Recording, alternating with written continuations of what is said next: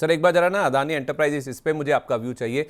Adani enterprises में हुआ क्या है कि कल इन्होंने अपना जो राइट्स इशू का प्राइस है ना वो तय कर दिया है और टर्म्स एंड कंडीशंस भी फाइनल कर दिए हैं। 1800 रुपये पर शेयर का भाव है जो कि अदानी एंटरप्राइजेस के राइट्स इशू के तौर पर तय किया गया है कंपनी की ओर से। और इसके जरा ग्राफिक्स दिखा दीजिए। 13.85 करोड़ शेयर हैं जो कि जारी किए जाएंगे, जिसके जरिए ऑलमोस्ट 25,000 करोड़ रुपए की रकम जुटाना चाहते हैं। और जो 1800 रुपये का प्राइस आया ना सर, ये कल की क्लोजिंग से देखेंगे तो 24% के डिस्काउंट पर है। जाहिर सी बात है, इतनी बड़ी रकम इनको जुटानी है तो डिस्काउंट तो ऑफर करना ही पड़ेगा। 25 शेयर जिनके भी पास होंगे उसके बदले में 3 राइट शेयर को आप सब्सक्राइब कर सकते हैं। और इसकी जो रिकॉर्ड डेट है वो 17 नवंबर तय की गई है, यानी कि 14 नवंबर। मैं कह भी रहता सर, इस डेट का महत्व बहुत है। जिन भी शेयर धारकों के पास 14 नवंबर को शेयर होंगे अदानी एंटरप्राइजेस के, वो राइट्स इशू को सब्सक्राइब कर पाएंगे। हर 25 शेयर पर आप 3 राइट्स के लिए इंटाइटल्ड होंगे, ये रेशो बता रही है। और करीब 25,000 करोड़ रुपए ये रेज करना चाहते हैं। सर ये जो अनाउंसमेंट हुआ है, डेट प्राइस आया है और जो रिकॉर्ड डेट आई है राइट्स इशू की, उसके बाद स्टॉक में आप देखेंगे आज शुरुआत हुई थी 2394 के आसपास और ऊपर खुला था। मतलब लोगों में लेने की थोड़ी सी होड़ दिखी थी कि राइट्स इशू में थोड़ा सस्ता मिल जाएगा शेयर, लेकिन जो शायद रेशो है ना 25:3, 25 शेयरों पर 3 शेयर मिलेंगे, वो शायद डेंट करता हुआ दिख रहा है। सर वैसे चार्ट वाइज कैसा दिख रहा है? देखिए, पहले मुझे लगता है कि लोगों को समझना ये चाहिए कि राइट इशू क्या होता है। राइट इशू एग्जिस्टिंग जो शेयर होल्डर है उनके लिए कंपनी लेके आता है कि अगर उनको कभी कुछ डेट रीपेमेंट करना हो, कहीं पे कुछ न्यू ऑपरेशंस के लिए पैसा लगता है, कुछ न्यू उनका प्रोजेक्ट स्टार्ट हो रहा है, तब उनको जब पैसा लगता है तब बेसिकली राइट इशू कंपनी लेके आता है।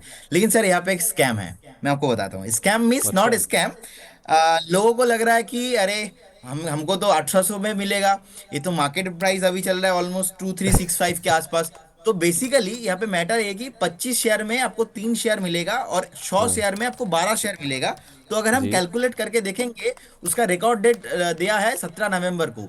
तो 17 नवंबर से पहले पहले अगर आपके पास 100 शेयर रहता है, आपको 12 शेयर्स, आपको जो राइट शेयर्स का जो अलॉटमेंट है उसमें आपको पार्टिसिपेट करना पड़ेगा। उसके लिए आपको इन्वेस्ट करना पड़ेगा ऑलमोस्ट 21,600। तो आपको मिलेगा 1800 पे, 1800 के आसपास मिलेगा। लेकिन वो पार्ट पार्ट में मिलेगा। अब जो पार्ट पार्ट में मिलेगा, एक अलॉटमेंट आपको मिलेगा दिसंबर में, उसके बाद 6 to 7 मंथ्स पे ओवरऑल आपके पास वो शेयर्स मिलेंगे। तो ओवरऑल देखा जाए जो आपका प्रॉफिट होगा ना, वो प्रॉफिट हो रहा है 21,600। तो ओवरऑल देखा जाए यहाँ पे आप 6,792 अप्रोक्स आपका प्रॉफिट हो रहा है। लगभग 31% के आसपास का आपका प्रॉफिट हो रहा है।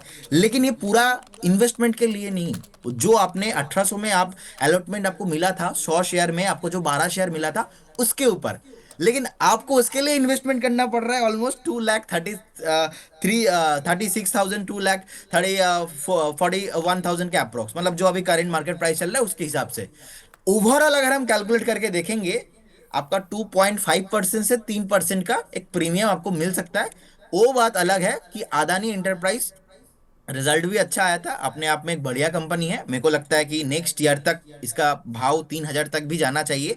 तो ऑब्वियसली, लेकिन ये जो लोगों का सोच है ना 31% का प्रॉफिट, ये अपने आप में एक मिसकॉन्सेप्शन है और ज्यादा इन्वेस्टर्स को पता ही नहीं है कि इसका एक्चुअल में कॉन्सेप्ट क्या होना चाहिए। तो 31% का जो प्रॉफिट है, ये आपका जो राइट शेयर्स मिल रहा है उसके ऊपर है, नॉट ओवरऑल। तो ओवरऑल देखेंगे आपको 2.5%, 3% का ओवरऑल आपको प्रॉफिट हो सकता है जी।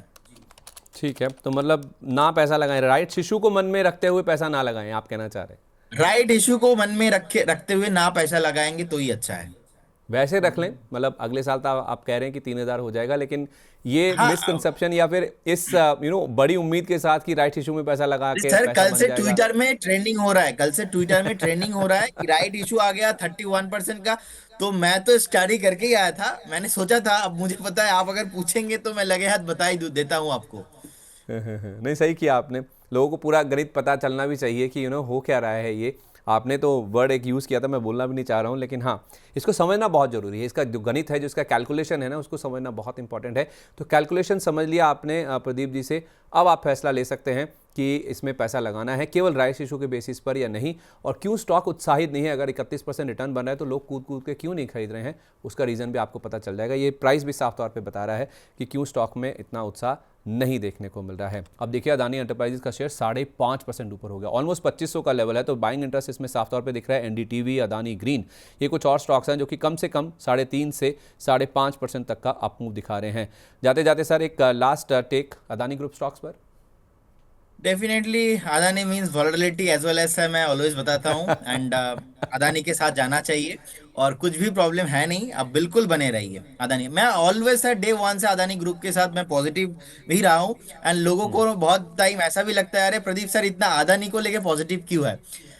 हमारा काम है इंडिपेंडेंट एनालिसिस करना, तो ऐसा बहुत अलग अलग पैरामीटर्स होता है, जो पैरामीटर्स देखने के बाद मेरे को लगा कि नहीं, अदानी ग्रुप पॉजिटिव हो सकता है। और रिसेंटली हिंडनबर्ग का भी देखिए क्लीन चिट आ गया था, वो जो न्यूज़ में वो आया था सेबी की तरफ से। तो कहीं ना कहीं प्रॉब्लम अभी दूर दूर तक है नहीं।